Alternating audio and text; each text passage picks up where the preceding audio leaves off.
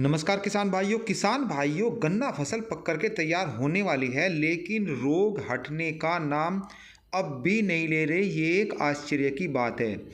इस वर्ष 2022 की बात की जाए तो रोगों की इतनी भरमार रही कि किसान की कमर ही तोड़कर रख दी। यदि अब फिलहाल की बात करूं तो ये लगभग पिछले 1 महीने से बीमारी चल रही है। ये ख़त्म हो जानी चाहिए थी, लेकिन अब भी किसानों के खेत में ये बीमारी नज़र आ रही है। ये कौन सी बीमारी है, इसी की जानकारी मैं आपको आज की वीडियो में देने वाला हूँ। मेरे प्यारे किसान भाइयों, यदि अभी तक आपने चैनल को सब्सक्राइब नहीं किया है तो कृपया करके इसे सब्सक्राइब कर लें। तो चलिए किसान भाइयों मैं बताता हूँ। देखिए, ये जो मैं आपको पत्ती पर दिखा रहा हूँ, छोटे छोटे कीट दिखा रहा हूँ, इसे आप सीधा सीधा ये समझ लीजिए, बाकी सब कुछ छोड़ दीजिए कि ये रस चूसक कीट हैं।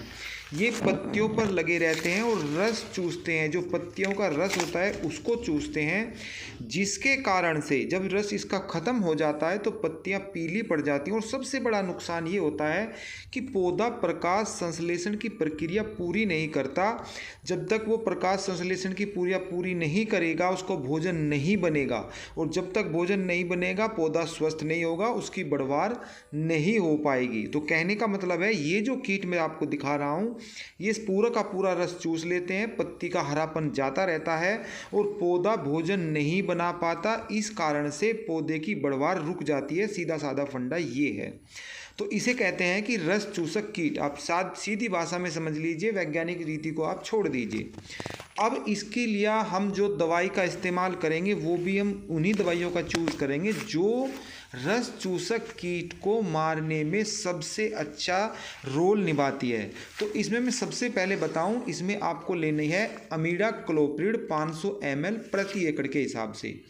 इसमें आपको स्प्रे करना है। बाकी दवाई जो दानेदार डालोगे वो कोई भी काम नहीं करेगी, स्प्रे ही केवल काम कर सकती है, बाकी दवाई इसमें काम नहीं करेगी। तो इसमें आप इमिडाक्लोप्रिड 500 ml मैंने बताइए, इसके साथ क्लोरोपाइरिफास, और इमिडाक्लोप्रिड के साथ या आप क्लोरोपाइरिफास के अलावा भी आप प्रोफेनोफोस मिला सकते हैं, मोनोक्रोटोफोस भी मिला सकते हैं। ये गैस बनाने वाली दवाई है। इसके अलावा कोई भी ऐसी दवाई हो जिसके पीछे फोस लगा हो, वे सभी काम करेंगी। उनको केवल 250 ml लीजिए और इमिडाक्लोप्रिड को 500 ml लीजिए।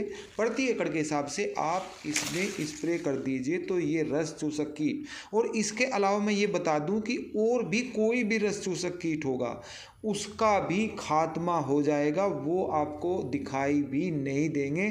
टोटल पत्तियां क्लियर हो जाएंगी, हरापन उन पे आना दोबारा चालू हो जाएगा। जो नई पत्तियां आएंगी उससे आपका जो गन्ना पौधा है ग्रोथ करेगा, क्योंकि अभी टाइम है ग्रोथ करने का। हरापन यदि उस पर बना रहेगा तो ग्रोथ करने का अभी टाइम है। गन्ने की मोटाई भी बढ़नी है, लंबाई भी बढ़नी है। तो इसमें आप, यदि आपको लगता है ज़्यादा मात्रा में है, क्योंकि यदि ये जो साइड होती है गन्ने की, बिल्कुल साइड होती है, जो आपका जो साइड होती है उस पर आप देखोगे तो वहाँ पर आपको इसका प्रभाव ज़्यादा दिखाई देगा। यदि आपको लगता है साइड पे है तो केवल साइड पे ही आप स्प्रे कर दीजिए। उसके या 2 या 3 जो लाइनें हैं उसके अंदर तक भी आपको दिखाई दे तो वहाँ तक कर दीजिए। पूरे खेत में मारने की आपको ज़रूरत नहीं है। यदि आपको लगता है कि अंदर उसमें नहीं है, तो ऐसा बहुत ज़्यादा होता है कि ये अंदर नहीं फैलता, बल्कि ये जो खेत की 4 दीवारी होती है, चारों जो लाइनें होती है, वहाँ से ये रोग चलता है। तो आप चारों तरफ ही लगाइए, अंदर लगाने की ज़रूरत नहीं है। आप थोड़ा सा निरीक्षण कर लें आप अपना गन्ना खेत का, अंदर ये वास्तव में बीमारी है भी या नहीं। यदि नहीं है तो वहाँ पर इस स्प्रे करने की कोई ज़रूरत नहीं है। आप सिर्फ केवल अपने खेत की चारों ओर ही इसका स्प्रे कर लें। जो मैंने दवाई बताई है, बहुत अच्छा इसका रिजल्ट है। फिर मिलते हैं, तब तक के लिए सभी किसान भाइयों को नमस्कार।